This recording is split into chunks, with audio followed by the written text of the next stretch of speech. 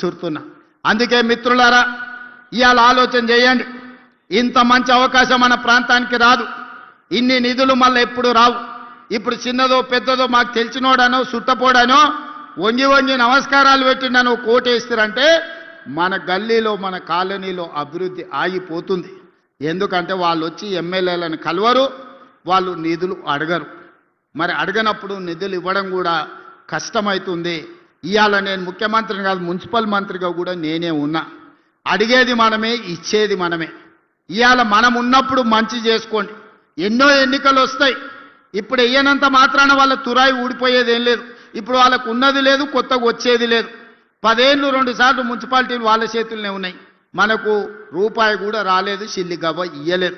అందుకే ఈ మున్సిపాలిటీలలో మొత్తానికి మొత్తం మనోళ్ళే గెలవాలి. అప్పుడే అభివృద్ధి 100% సాధ్యం అవుతుంది. ఇంకా వాళ్ళు మాట్లాడుతున్నారు, ఈరోజు చంద్రశేఖరరావు చరిత్ర రేవంత్ రెడ్డి చేర్పేయాలనే ప్రయత్నం చేస్తురని. హరీష్ రావు కేటీఆర్ గారు అన్నారు, చూసిండ్రు కదా. శుక్రాచార్యుడేమో ఫామ్ హౌజులు ఉన్నాడు, మారీచుడు సుబాహుడేమో ఊరూరు తిరుగుతున్నారు.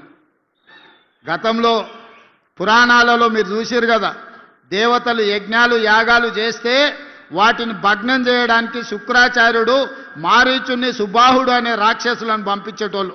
వాళ్ళు నెయ్యి పోసి యాగం చేస్తుంటే వాళ్ళు రక్తం మాంసాలు తీసుకొచ్చి దాంట్లో వేసేటోళ్ళు ఈ యజ్ఞాలు యాగాలను భగ్నం చేయనికే. ఇవాళ తెలంగాణలో కూడా మేము కష్టపడి అభివృద్ధి చేస్తుంటే ఈ మారీచుడు సుబాహుడు కాళ్ళల్లో కట్టెలు పెట్టి తిరిగే ప్రయత్నం చేస్తున్నారు, ఊరూరు తిరుగుతురు. మా తెలంగాణ జాతి పితకు చంద్రశేఖరరావు గారికి టెలిఫోన్ ట్యాపింగ్లో నోటీస్ ఇచ్చిరని నేను ఒక్క మాట అడగదలుచుకున్నా. ఎవరిని వదిలినరాయా మీరు? ప్రతిపక్ష నాయకులను వదలకపోతారు, జడ్జిలను వదలకపోతారు, జర్నలిస్టులను వదలకపోతారు, సినిమా తారలను వదలకపోతారు. ఆఖరికి పెళ్ళా మొగుడు మాట్లాడుకుంటుంటే కూడా వాళ్ళ చెవులలో వాళ్ళు మాట్లాడుకునేది నీకెందుకయ్యా వినేది?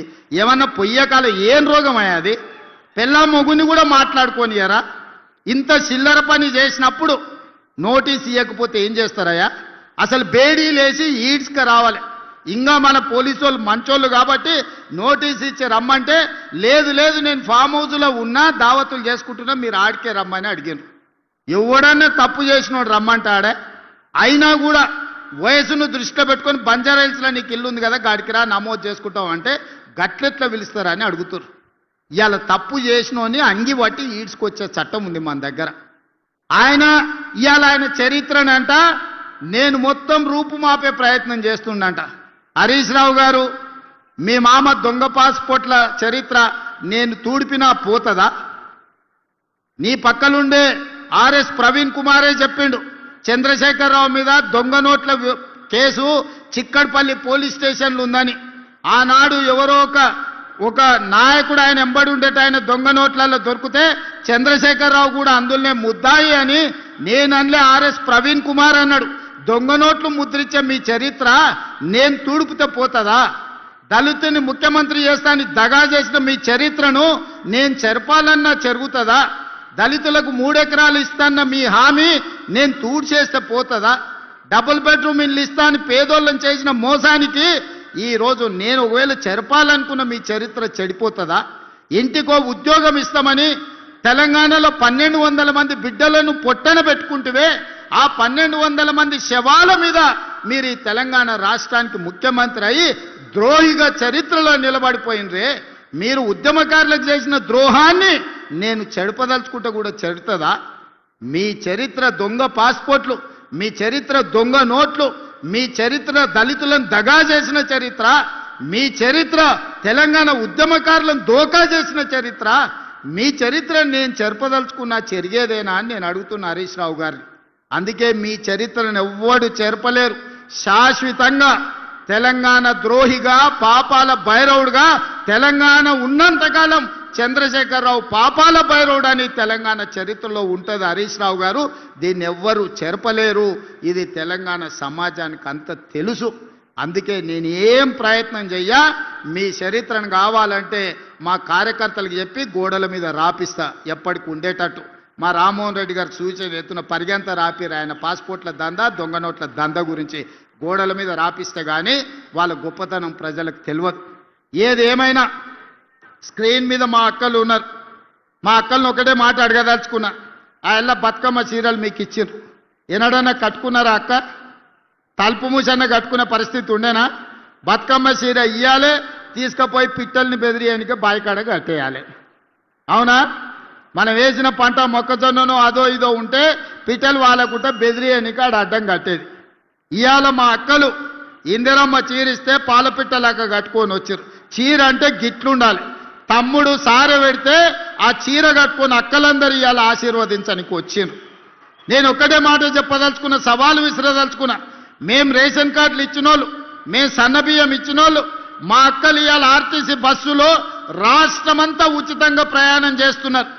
2 ఏళ్లలో 9,000 కోట్ల రూపాయలు ఆర్టీసీలో ఉచిత బస్సుకి ఇవాళ ఖర్చు పెట్టినాం.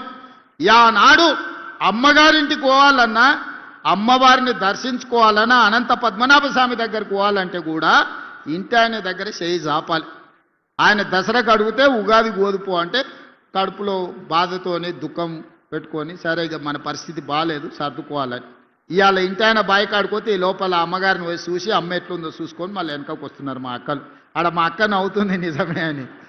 నిజమా కాదా అక్క? సెలవులు వస్తే పిల్లల్ని తీసుకొని గుడికి పోతున్నాం, అవునా? బడికాడు ఇడిచిపెట్టాలంటే బస్సులో పోతున్నాం. ఎప్పుడన్నా ఎవరన్నా రూపాయి అడిగినరా? పథకం మొదలుపెట్టినాడే నన్ను కొంతమంది మా ఆడబిడ్డలు అడిగినారు, అయ్యా మరి మమ్మల్ని బస్ కిరాయి అడిగితే ఏం చేయాలని. ఏం లేదక్క, నా ఫోటో జేబులో పెట్టుకొని మా తమ్ముడు పట్నంలో ఉంటాడు, పోయి కిరాయి పైసలు తెచ్చుకోపోండి అని చూపియమని చెప్పిన. 2 ఏళ్లలో ఎప్పుడన్నా ఎవరైనా రూపాయి అడిగినరా అక్క? ఉచితంగా ప్రయాణం చేస్తలేరు. బస్సులో ఉచిత ప్రయాణమే కాదు, ఇవాళ మా ఆడబిడ్డలకు 1000 బస్సులు కొనిచ్చి ఆర్టీసీకే కిరాయి పెడితే నెలకు 70,000 రూపాయల ఆదాయం ప్రతి బస్సు మీద ఇవాళ మా ఆడబిడ్డలకు వస్తున్నాయి.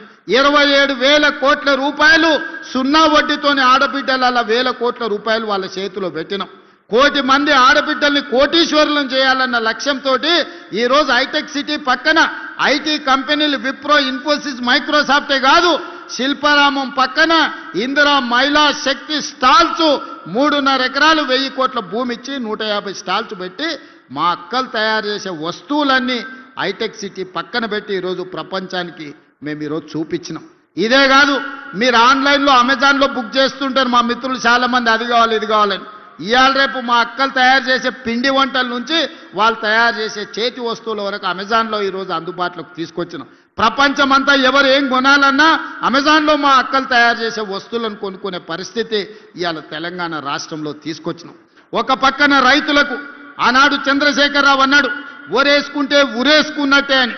కానీ మన ప్రభుత్వం వచ్చినాక నేను చెప్పిన, వరి వెయ్యండి, సన్న ఒడ్లు పండించండి, గిట్టుబాటు ధరనే కాదు 500 రూపాయల బోనస్ ఇస్తామంటే ఈరోజు దేశంలోనే ప్రతి సంవత్సరం 1,55,00,000 మెట్రిక్ టన్నులు ప్రతి సీజన్లో ఇవాళ ఒడ్లు పండించి దేశంలోనే అత్యధికంగా వరి పండిస్తున్న రాష్ట్రంగా తెలంగాణ ఒక ప్రతిష్టను సాధించింది.